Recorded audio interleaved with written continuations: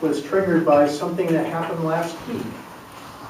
During last week's Table Topics with the theme Memories and Realities, Madam Table Topics Master Christina Steffer inspired this young man in his icebreaker speech when he was asked the question, tell us about your memory of the anticipation of getting your driver's license versus the reality of having a driver's license. Here's Albert Ramirez with his icebreaker speech, buying my first car and getting my driver's license. Please welcome Albert.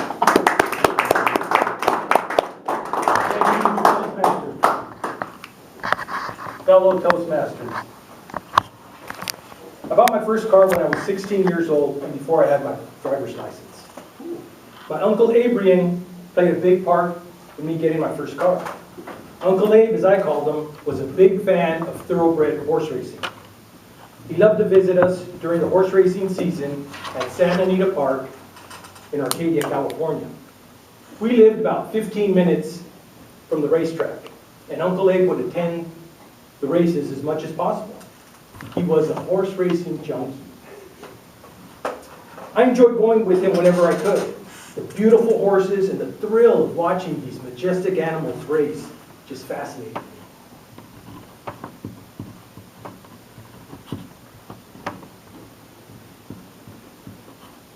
We would watch the races from the infield, and you could feel the ground rumble as the pack of horses raced by.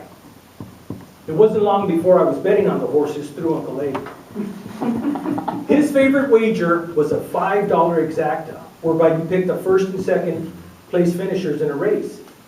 His strategy was to always box his exacta wager, meaning he would pick his top two finishers to come in either first or second place.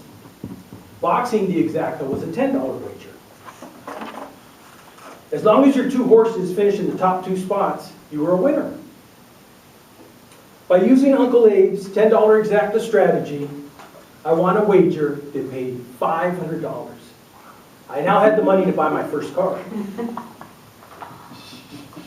I found a 1966 Pontiac Grand Prix. It was advertised in the recycler. That was the paper version of Craigslist at the time. I bought the car from an elderly couple for $400. It was mint green inside and out, and it was in pretty good shape. For those of you not familiar with the car, here's a picture of a 1966 Pontiac Grand Prix. Oh my gosh. My friends called it the boat, but it was more like a tank. And it got 15 measly miles to the gallon. But I didn't care. I was so excited to own this beautiful car. There was only one problem. I didn't have a driver's license. In order to get my driver's license, I needed to be 16 and a half years old. I needed proof of driver's training.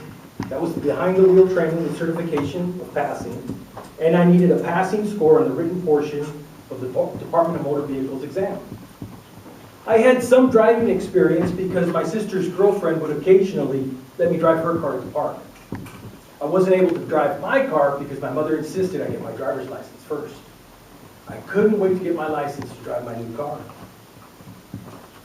At the time, I was going to Cathedral High School, an all-boys Catholic high school in downtown, just north of downtown Los Angeles, on the outskirts of Chinatown.